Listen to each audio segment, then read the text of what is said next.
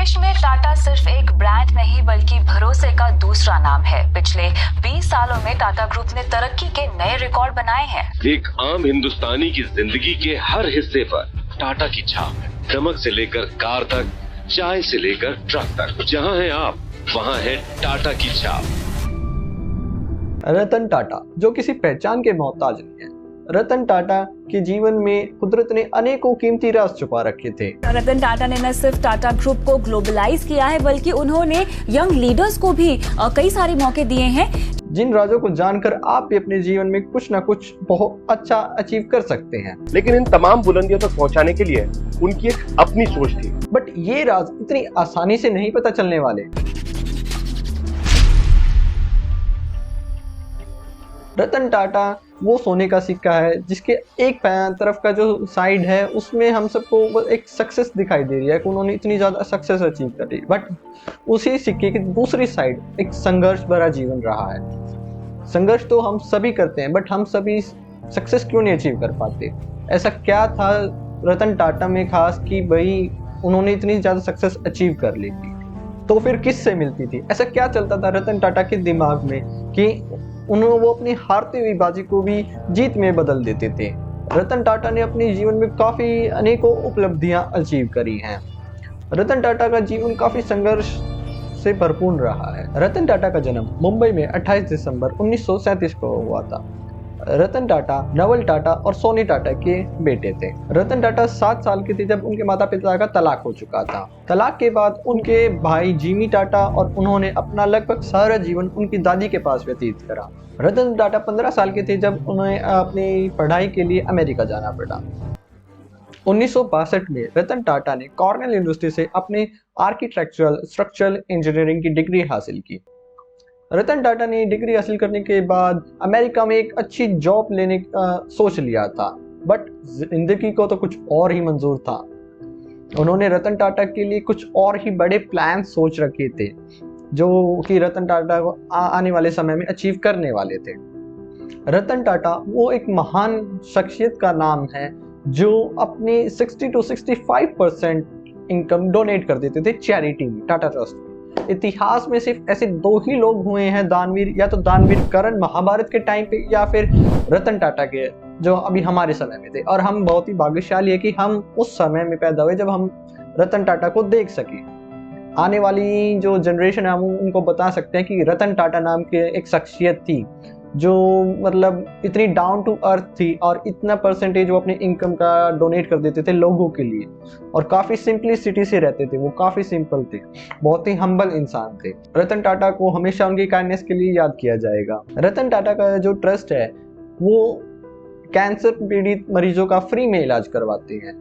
India का ही नहीं बल्कि एशिया का सबसे बड़ा cancer free hospital Ratan Tata on करते हैं, और उसी में टाटा ट्रस्ट डोनेट करता है। भाई पैसे कहाँ से आएंगे? तो वो सारे पैसे जो कैंसर पेशेंट को ठीक करने में लगते हैं, उनके दवाइयों के लिए या फिर जो भी एक्स्ट्रा एक्सपेंसेस होते हैं, वो सारी टाटा ट्रस्ट से आते हैं। और टाटा ट्रस्ट के पास ये सारा पैसा आता है रतन टाटा की जितनी भी कंपनीज वो एक्वायर करते हैं, just like Jaguar, Range Rover, Tata steels and Titan and ये ज़ोडियो एंड सो ऑन। ऐसी काफ़ी सारी कंपनीज हैं जो काफ़ी सारा प्रॉफिट मेक करती हैं, पर उस प्रॉफिट में से 60% वो टाटा ट्रस्ट को जाता है। रतन टाटा एक वाकई में एक महान शख्सियत है, पर बड़े दुख के साथ कहना पड़ रहा है कि आज वो हमारे बीच नहीं है। रतन टाटा का निधन 9 अक्टूबर 2024 को कैंडी ब्रिज हॉस्पिटल मुंबई में हो चुका था।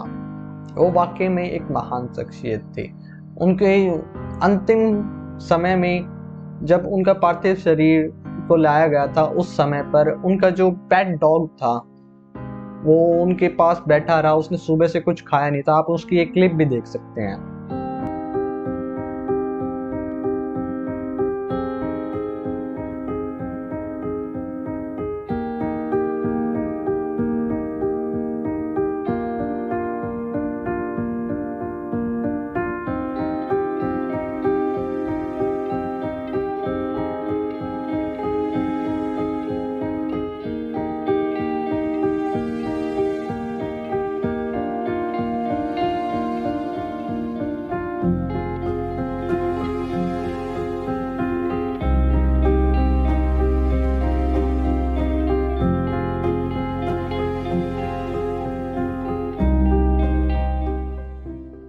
रतन टाटा का जानवरों के प्रति एक अलग से रुझान रहता था कि भाई हाँ, जानवरों पर इतना अत्याचार नहीं होना चाहिए, उनका मतलब खाना मिलना चाहिए उनको टाइम से।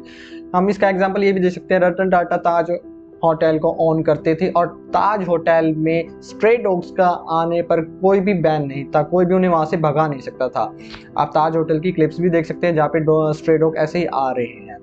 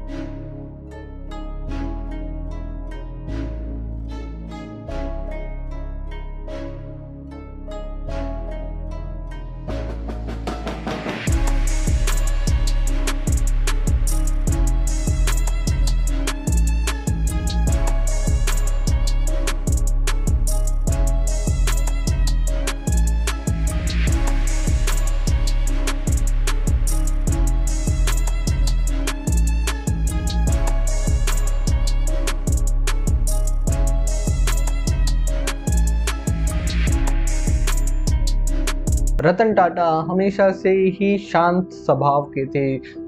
एक बार एक बड़ा हादसा हो चुका था, शायद क्या मतलब हम सभी उस हादसे के बारे में जानते हैं, जब ताज होटल के ऊपर मुंबई में टेररिस्ट ने अटैक कर दिया था। और उस अटैक के टाइम पे रतन टाटा ने काफी मतलब हम्बलनेस दिखाई थी, काफी ठंडे दिमाग से काम किया था। और रतन टाटा ने उस अटैक के अंदर जो भी लोग मरे थे, चाहे वो पुलिस स्टाफ हो या फिर होटल का स्टाफ हो या फिर होटल के आसपास जो पर्सन्स रहते जा रहे थे ना उस टाइम पे, जिनको रतन टाटा जानते भी नहीं थे, जिनसे कुछ लेना देना भी नहीं था, पर फिर भी रतन टाटा ने उनको फाइनेंशियली हेल्प की कि भाई उनके बच्चों की स्टडीज के लिए, कि उन्हें मतलब फाइनेंशियली कोई प्रॉब्लम ना आ पाए अपनी लाइफ में। तो ऐसे थे रतन टाटा। हाल फिलहाल में रतन टाटा के साथ आप सबने एक टीन लड़के को देखा होगा, जो मतलब यंग लड़का, जिसका नाम शांतनु नायडू है। वो रतन टाटा के आखिरी समय में भी उनके साथ रहा था और वो काफी क्लोज हो चुका था रतन टाटा की। शांतनु नायडू और रतन टाटा की मुलाकात 2014 में हुई थी और इन दोनों की जो क्लोजनेस थी वो एक म्यूचुअल बॉन्डिंग बनी थी। डॉग्स के प्रति उनका जो प्यार था ना, लव, हाँ भाई डॉग्स के प्रति दोनों डॉग्स पसंद थे। और शांतनु नायडू ने एक कॉलर बनाया था स्ट्रे डॉग्स के लिए कि जो रात में एक्सीडेंट्स हो जाते हैं, क्रूशली जो गाड़ी वाले स्ट्रे डॉग्स को उड़ा जाते हैं, तो वो एक्सीडेंट्स कम हो सके इसलिए। रतन टाटा के निधन वाले दिन भी शांतनु नायडू वहां पर उपस्थित था। बल्कि शांतनु नायडू का एक वीडियो भी सामने आया था जिसमें वो बाइक पे आगे आगे चल रहा है और पीछे रतन टाटा का पार्थिव शरीर लाया जा रहा है और बाकी सारे लोग आ रहे हैं।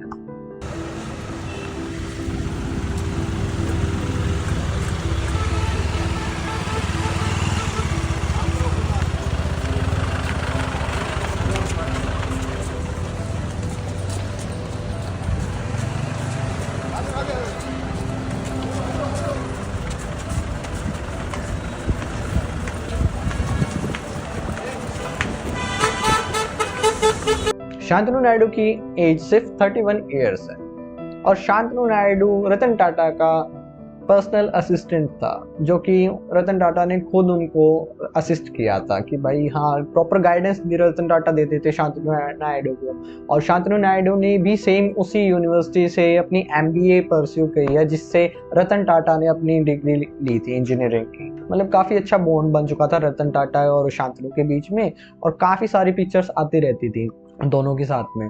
रतन टाटा के बारे में हम कितना ही बताए उतना ही कम है। जो उनके आखिरी इंटरव्यू था ना हिंदी में, जो उन्होंने एक भाषण दिया था PM मोदी के साथ, उनकी रैली में था आई थिंक असम में, तो एक बार बड़े भारी दुख मन के साथ वो आखिरी इंटरव्यू भी देख लेते हैं। असम का बहुत इम्पोर्टेंट दिन है।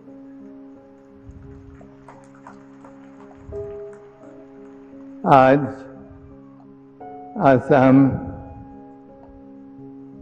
दुनिया को बता सकता है कि इंडिया का एक छोटा स्टेट वर्ल्ड पावर्स में ट्रीटमेंट के लिए, कैंसर ट्रीटमेंट के लिए आज इनॉग्रेट करना चाहता है। असम का बहुत इम्पोर्टेंट दिन है। तो जैसा कि आपने इस उनके लास्ट इंटरव्यू में देखा कैसे लड़खड़ाती हुई आवाज़ में उन्होंने हिंदी में अपना आखिरी भाषण दिया था, आखिरी इंटरव्यू मतलब लोगों के साथ जनसंवाद किया था कह सकते हैं इन टर्म। तो कुछ ऐसी थी हमारी रतन टाटा की शख्सियत। इसके बारे में हम जितना ही बोले उतना ही कम है। फिलहाल हम इस वीडियो को यहीं पे एंड करते हैं, मिलते हैं नेक्स्ट वीडियो में। अगर आप चैनल पे नए हैं तो इस चैनल को सब्सक्राइब करने की नहीं बोलूँगा, जस्ट इस वीडियो को ज़रूर शेयर कर दीजिएगा।